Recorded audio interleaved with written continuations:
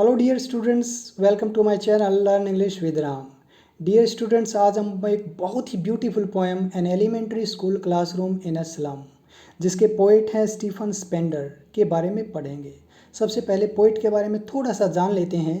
Stephen Spender का जन्म 1909 में लंदन में हुआ था, जिन्होंने अपने लिटरेरी वर्क्स में सोशल इनजस्टिस और क्लास स्ट्रगल मेन थीम रखा है। इस पोएम में भी उन्होंने इसी थीम को उजागर किया है। पोएम का मेन टॉपिक जो स्लम्स में रहने वाले, गंदी बस्ती में रहने वाले बच्चों को इंट्रोड्यूस कराना है। डियर स्टूडेंट्स, आज की जो पोएम है वो फ्री वर्स है, यानी कि उसमें किसी राइम स्कीम का प्रयोग नहीं किया गया है। सबसे पहले इसका स्टेंजा देख लेते हैं। आज हम इम्पोर्टेंट क्वेश्चंस भी डिस्कस करेंगे स्टेंजा के। चलिए स्टार्ट करते हैं।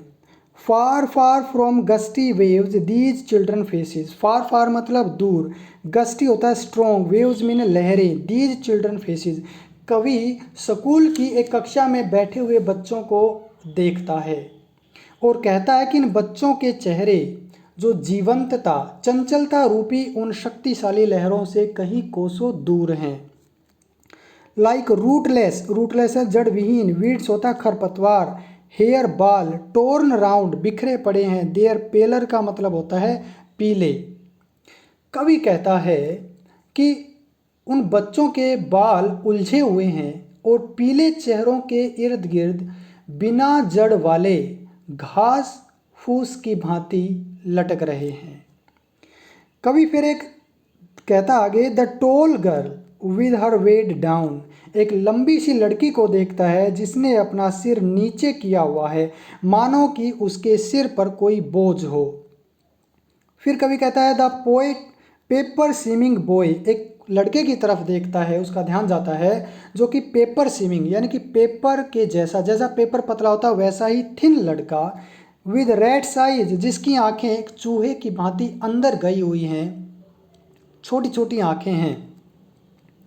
द स्टंटेड, स्टंटेड का मतलब अनडिवेलप्ड, अनलकी दुर्भाग्य, हेयर एयर का मतलब होता है विरासत।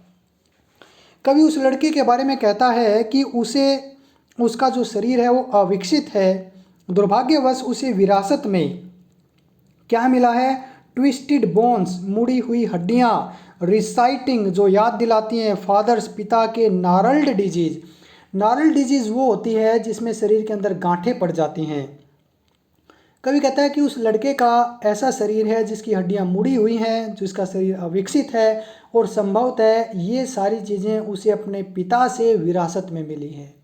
यहाँ पर एक चीज़ और कवि बताना चाहता है कि इन बच्चों का जीवन तो ऐसा है ही, लेकिन उनके जो माँ बाप हैं उन्होंने भी ऐसा ही जीवन जिया है।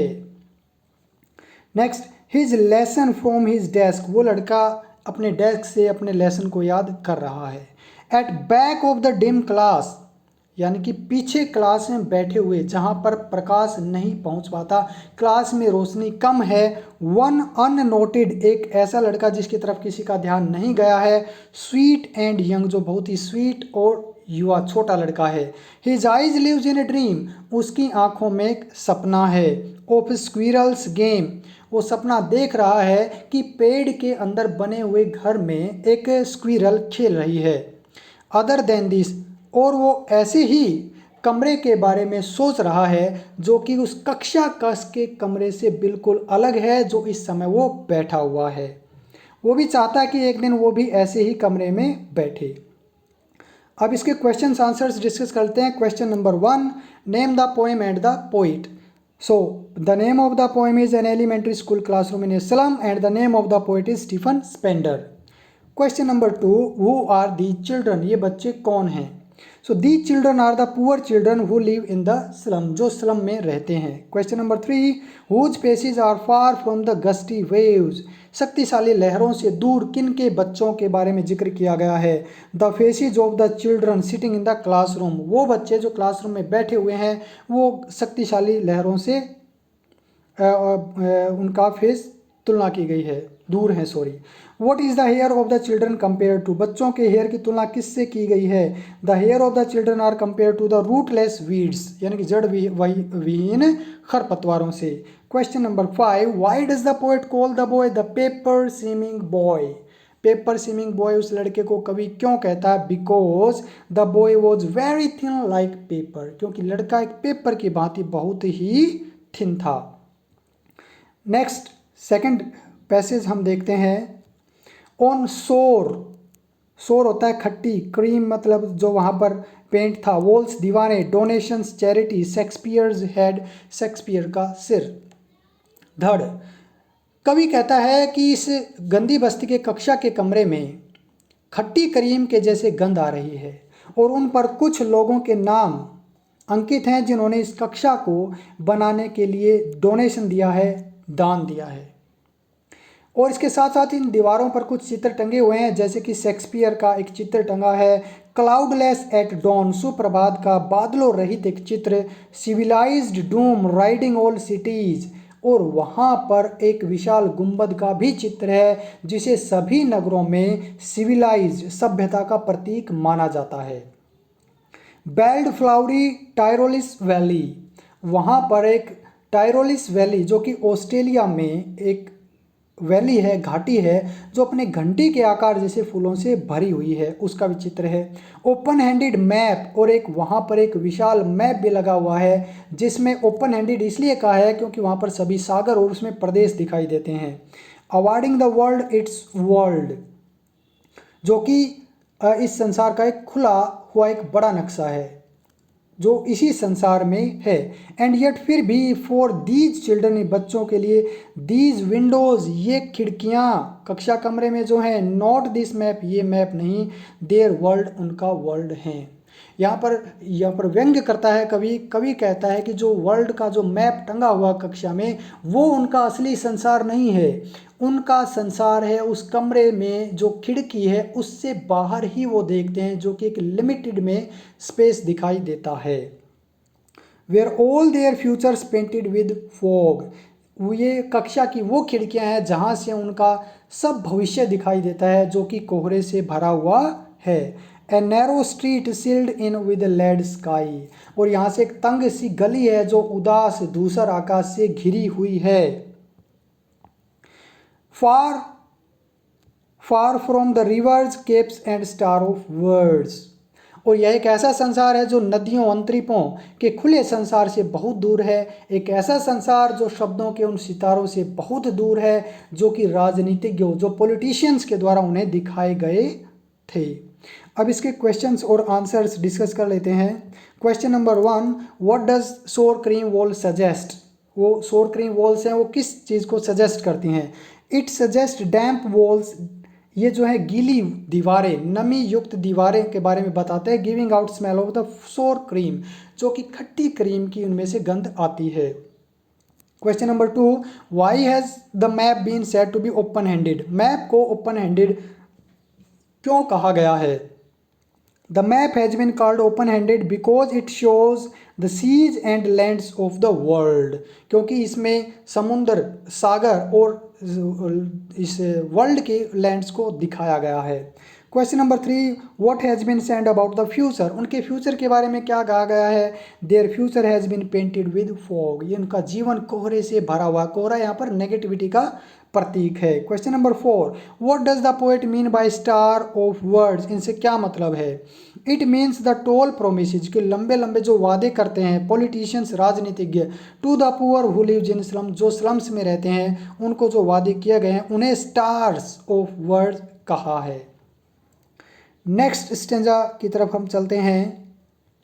Surely Shakespeare is wicked the map a bad example, आगे कवि कहता है कि जो शेक्सपियर का जो चित्र है इस कमरे में वो एक बुरा एग्जाम्पल है, और एक जो मानचित्र है संसार का वो भी बहुत बुरा एग्जाम्पल है। ऐसा उसने क्यों कहा है?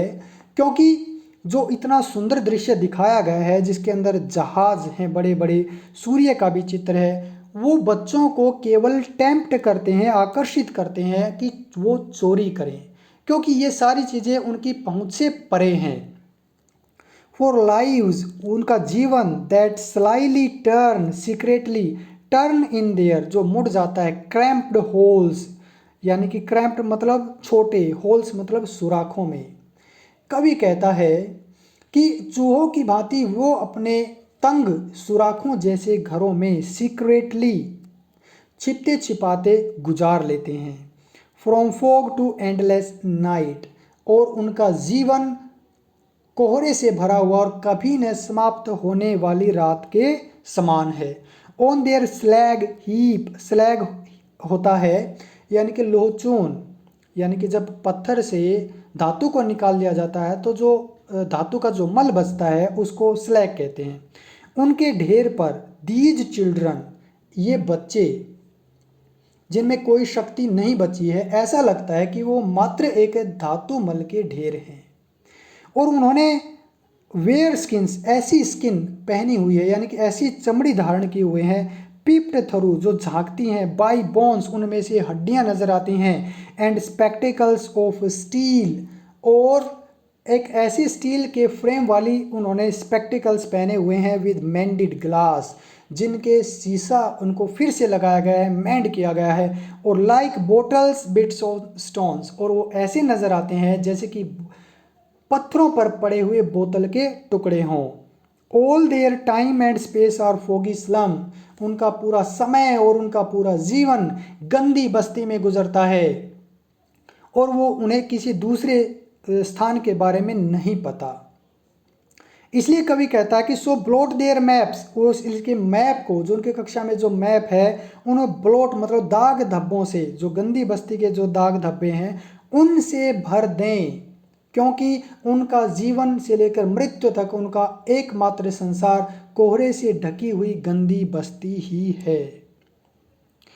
इसके क्वेश्चन आंसर्स देखते हैं। Question number 1, what does the poet mean to say Shakespeare is wicked, कवि ने शेक्सपियर को विक्ट क्यों कहा है? Because Shakespeare and his works, क्योंकि शेक्सपियर और उसके जो महान जो वर्क्स हैं, जो कार्य लिटरेरी वर्क्स हैं, उनका इन बच्चों से कोई लेना देना नहीं है। Question number 2, why is the map a bad example, एक मैप को बुरा एग्जाम्पल क्यों कहा गया है? Because the map shows a world that is far different, एक ऐसा संसार जो कि बहुत अलग है, the world of the poor children, बच्चों के संसार से। Question number 3, what peeps through their skins, उनकी स्किन्स में से क्या झांकता है? बोन्स पीप, उनकी स्किन्स में से हड्डियां नजर आती हैं। What is tempting them to steal, उन्हें चोरी करने के लिए क्या चीज़ टेम्प्ट करती है? The beautiful pictures hanging on the walls of the rooms, उस कक्ष में जो दीवारों पर सुंदर तस्वीर टंगी हुई हैं, जो कि आउट ऑफ देयर रीच, जो उनकी पहुंच से परे हैं। दे टेम्प्ट देम, वो उन्हें टेम्प्ट करते, आकर्षित करते, टू स्टील, चुराने के लिए, because they don't possess them, क्योंकि ये चीज़ें उनकी पहुंच से परे हैं, उनको वो नहीं पा सकते। Next stanza, unless governor inspector visitor, जब तक governor inspector visitor, this map becomes their window, यानी कि जब तक, कवि कहता है कि स्कूल के गवर्नर, इंस्पेक्टर और विजिटर्स प्रयास नहीं करते इन बच्चों के जीवन को सुधारने के लिए, तो यही मैप उनकी खिड़की है। And these Windows that shut upon their lives, और ये खिड़कियाँ, कक्षा, कमरे की, यानी कि जो सीमित जो संसाधन है, जिन्होंने शट डाउन, उनके जीवन को विकसित नहीं होने दिया, लाइक कैटाकोम्स, एक कब्र की भांति।